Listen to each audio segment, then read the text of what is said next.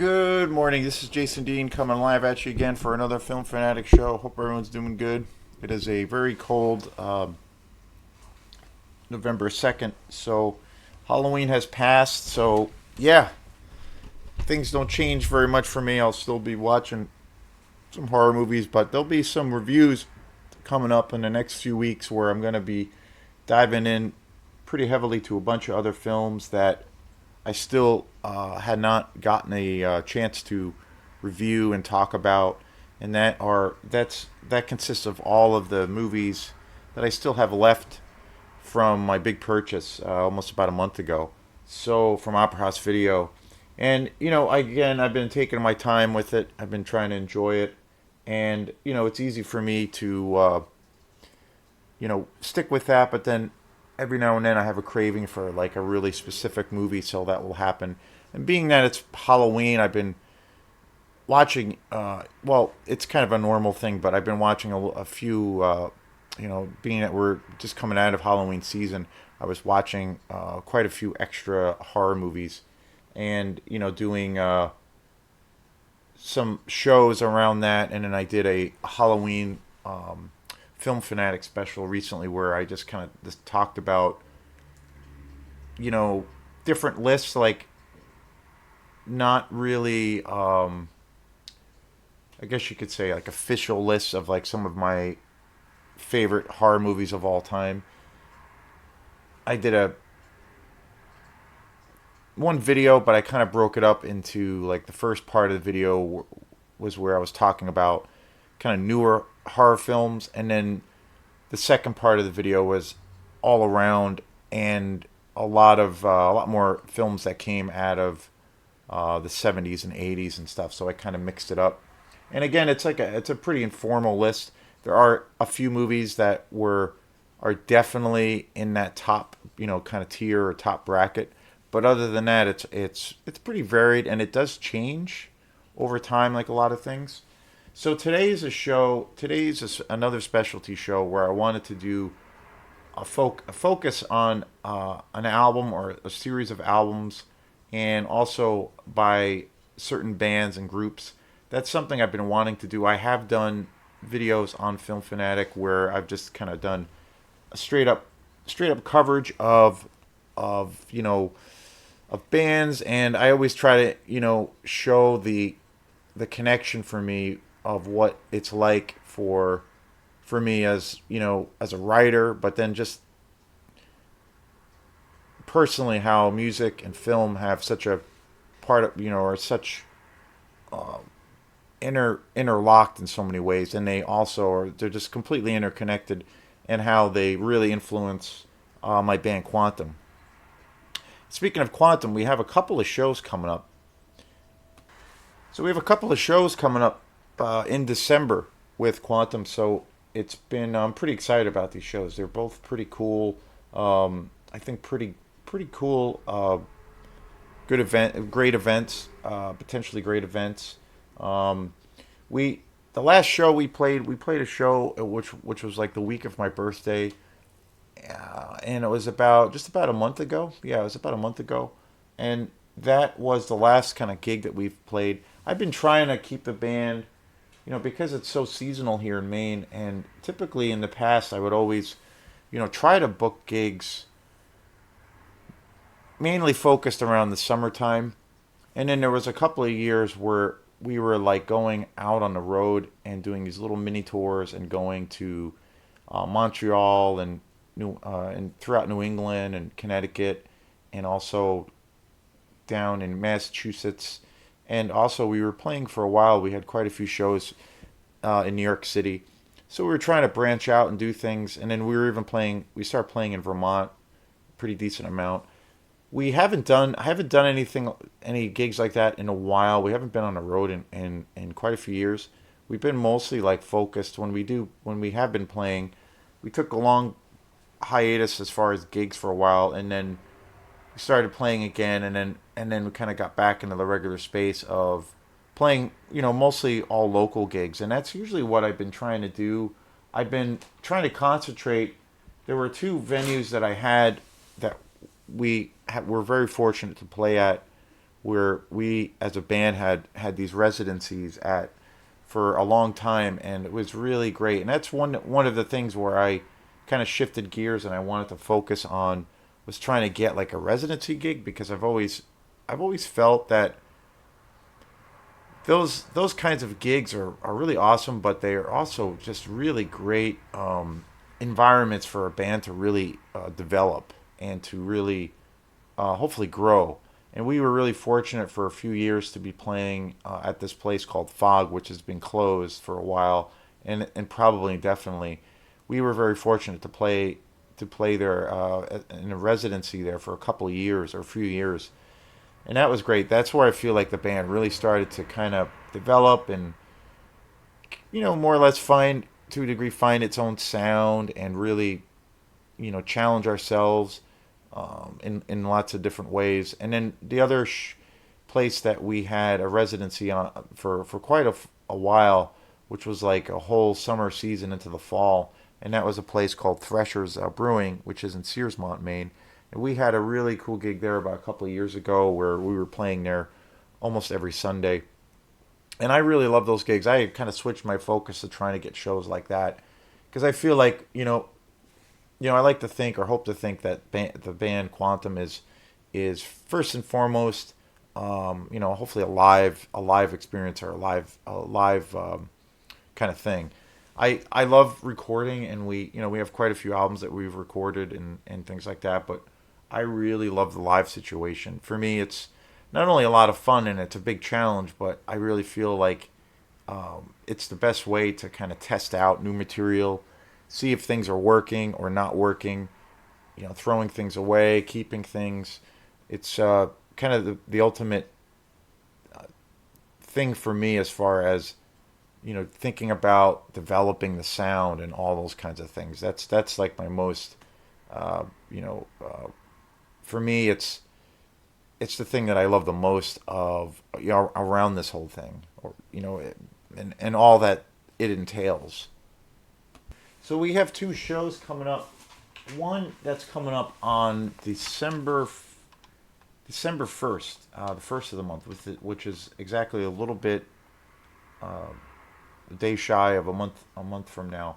There's a new venue that just opened this past summer that's pretty incredible. It's called Hey Sailor. It's in Searsport, and it's a amazing venue. It's a beautiful place. I've had one or two friends play some shows there already. I've gone there to check it out.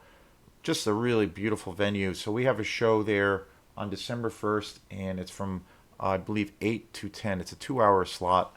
So very excited about playing there. We'll see what happens. This will be our first time there. It's a brand new venue. I went there a few weeks ago to see some music, and I was really kind of blown away by the whole experience. Food was amazing. The whole atmosphere was cool. They had a really great sound system, beautiful stage, great lights. The people there seem really, really cool. So we'll see how things go. And so that's coming up December 1st. And then on, what is the other date? I think it's December 14th. Sorry, December 22nd. It's a Christmas show. It's actually kind of a weird thing. It's kind of a Christmas show. And a local musician, AC Davis, a very cool and talented guy, he has a band with another friend who I play in a band with in Bone Broth, Ronnie, who plays guitar in Bone Broth. They have a new band that is just totally badass, Autechre. And they are, or Uv, if you want to call them. It's hard to always figure out how to actually pronounce their name, but I guess it's Uv. But they're like this prog rock band, and it's really hard to describe their sound. They're pretty wacky and interesting and weird and just really highly creative, and it's got an edge. And so we're going to be playing a show with them on December 22nd, and it's going to be both of our bands, Uv and Quantum, and I think there's going to be one other group included, and it's going to be at Rock Harbor in Thomaston, Maine, and that's going to be like a 7 o'clock show. I'll be doing lots of promotion for both of these events coming up pretty soon, so stay tuned. And very excited about that, and I'm very excited for both of these shows.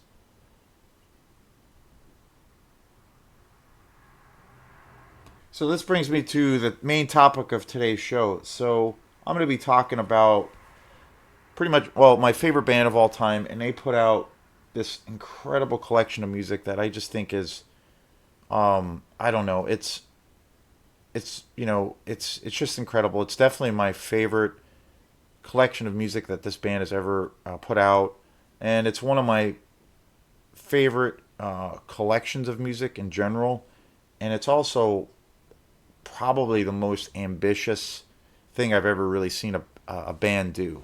And that is my favorite band of all time, Autechre. I did a show on Autechre last year, and I can't get enough of them. They are my favorite electronic artists. They're my favorite band. They are a duo from England, and they have been putting out just the most, for me, the most highly original and creative electronic music for many, many years. They've been around since the late 90s, and they have been just turning out. They're on the really famous Warp Records. They've been on that label for pretty much since they've started, and they have so many records that they have put out over the years. I was very fortunate to see them a few years back in concert, and really, really privileged to be able to hang out with them and spend lots of time with them. And that was one of the greatest experiences I've ever had, really, in my life. And it was just wonderful. I always think of, because Autechre is very well known, but then they're not. Same thing with Warp Records. A lot of people don't know exactly what that is or what that label is, but then there's a lot of people who really, really do know. So it's like, if you're in the know or you're into that kind of music, you obviously know what is going on. But it's not like, commercial music per se. It's not, music's not at exactly at a level of commercial visibility that, it's so well known across the boards.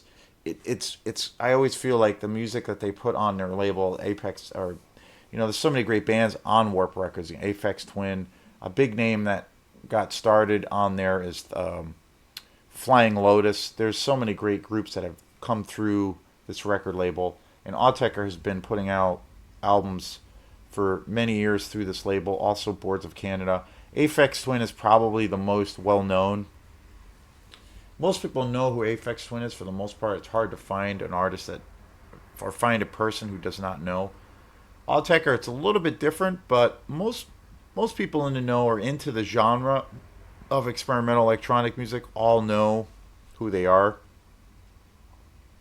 for the most part across the board. But they put out this amazing box set quite a few years ago, and it came out in 2018, and it's called the NTS sessions 1 through 4. And I bought this whole box set last year. I got it at my favorite place on planet Earth, and that is Bull Moose Music. I went to the one Bull Moose Music in Bangor, and it was really funny because I have pretty much all Autechre's albums, and again, they're my favorite band. I love their music because I can listen to it really in any frame of mood that I'm in, or any kind of frame of mind I'm in. They have music that has a very like ambient minimalist quality, but then they have music that's like really dark and really kind of foreboding, and then they also have this really interesting abstract use of melody. They have this very there's a dance application to their music. They do have this dance quality. They're also very influenced by a lot of hip hop. So it's just a really interesting combination of sounds, very atmospheric. Their music is also very cinematic. It always makes me think of movies. I'm surprised, and I'm not aware of, and maybe it will happen at some point, but that Autechre has not scored any kind of film projects at all. I think their music would be perfect for it because they do have music where some tracks and some albums where there is a lot going on. It's very experimental. It has this really intense edge, and it's very beat heavy. But then they also have a side to their sound of where it's very minimalist, and it has like that real kind of cinematic aesthetic to it. At least that's how I feel about their music. And they have, most of their music is pretty intense and pretty dark, but it's also very beautiful and contemplative. It's got, it runs their music overall is pretty dark and intense, but they have such a broad palette of sound, but then they emotionally I feel like they kind of run the gamut and they incorporate lots of different feels into their sound.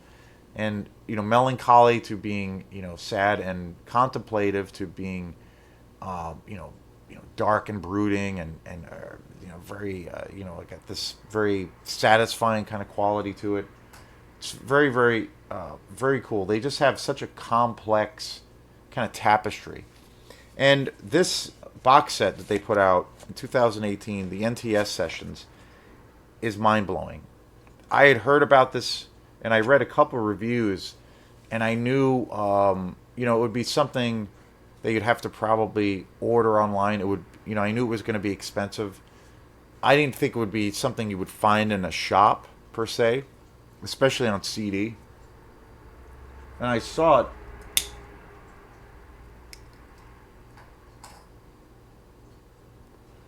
Last year, I happened to be in Bull Moose with a friend and my friend Aaron Kirkpatrick, and I was going through the electronics area section, and I came across this right away, and I couldn't believe it. I was just like, "What?" Couldn't believe it, and it was listed for $50. And the reason it was so expensive is that, and the reason I think that this is the most daring and probably the most ambitious body of work or album release that I've ever seen a band do is because this literally has 8 albums on it. There's 8 full length albums within this set, and these guys are just like, Autechre's career. There definitely has been gaps of time, maybe 3 years or 4 years between album releases, but looking at that stuff alone, I mean, highly prolific, and they've put out so much music. And this is just like next level. I mean, I've never heard of a band doing that where they put out an entire box set of all new material all at the same time coming at you, all recorded around the same time, and where they are all like pretty much full length albums. Like, it's insane. Each album is about an hour. And so there's like 8 hours of music. And it's unbelievable. And the packaging is beautiful. I got this for $50. So when you look at it, financially, or from a financial perspective, when you buy albums, it's an amazing deal. I mean, you're essentially buying 8 full-length albums. They each clock in about an hour or more, which is your typical length for a lot of full-length studio albums. And it's just amazing. It's unbelievable. And the production on this set is just, I think it's the best they've ever done. The music, again, it runs such a wide gamut of sounds and emotions. There's a lot of music of where it's incredibly dark and incredibly brooding, but yet it's completely sweeping and gorgeous and lush. And there's so much. The other thing I love about their sound is there's such a dynamic range to what they do, and there's such a kind of this unbridled versatility, particularly around how they build things up and then tear things down, and their use of minimalism, within this kind of chaotic context. So there's, they really, I mean, Autechre definitely has a sound, I feel that way, and I'm sure people who are big fans of Autechre thinks the same way. But the minute I hear one of their albums or a song that they've done, even if it's something I am hearing for the first time, they have such a unique sound and such a unique voice. I can tell right away it's Autechre. Like they definitely have their own style. But that being said, like each album that they have put out over the years is incredibly different. They almost have this like creative, destructive kind of nature to their music, where they kind of create things and then almost disregard it and destroy everything, and then bring it back as something new for each subsequent release. They really, you never know. Like again, they have such a unique style, and they definitely have a very unique voice. But what I love about their albums is that you're so surprised, especially with this set, because this really, it's the most broad palette that they've ever used of sound, and so you really, there's a level of where it's so unpredictable where they're going to go sonically and texturally, and even their kind of abstract notion of what melody is, on how they can, really take you to that line or that cusp, where I think groups or bands that might be pushing things to this level wouldn't be that successful, but because they have that beautiful hand in things, they are able to find that fine line between something that is maybe pure chaos or arguably not music, but then they have this, they always have a sense of some kind of melody going on, even in their most kind of abstract compositions or tracks. And so there's always this thread of this like human feel, or this melodic sense that really, I feel as a fan, just really ties everything together at this level that is, unlike really anything else that I've heard, or that I've heard in the past, or what I hear now. It pushes those boundaries. And again, there's 8 albums in this collection, and I've been, ever since I've gotten it, I have like been obsessed with this whole collection. I've been listening to it. See, there's some discs that are missing because they're in my car. Um, I've been listening to this ever since I bought it. And again, there are so many different emotions and sonic kind of tapestries that you bear witness to when you listen to this set, because again, there's so much diversity. You have these really lush ambient tracks, but then you have these very, you know, beat heavy, groove based tracks that are just, incredibly intense and kind of ferocious and very dark. But there's always this darkness and this light to all of their tracks. And, it's, again, this really feels like music that I could hear in like some kind of science fiction, or science fiction horror film, or something, or some kind of experimental film. It just has that cinematic quality, and that's one of the reasons I love Autechre as much as I do. And this album definitely has the most experimental and broad based sound. There is, you know, something that represents, any mood that a person can be in, or a state of mind. That's, it's just incredible, and the production on this is just, the production on pretty much all of the Autechre albums is just like top notch and just amazing. But I think this collection, NTS Sessions, is like next level. It's just gorgeous. I mean, the production value and the sonic range that they're able to achieve on this set is just like unparalleled.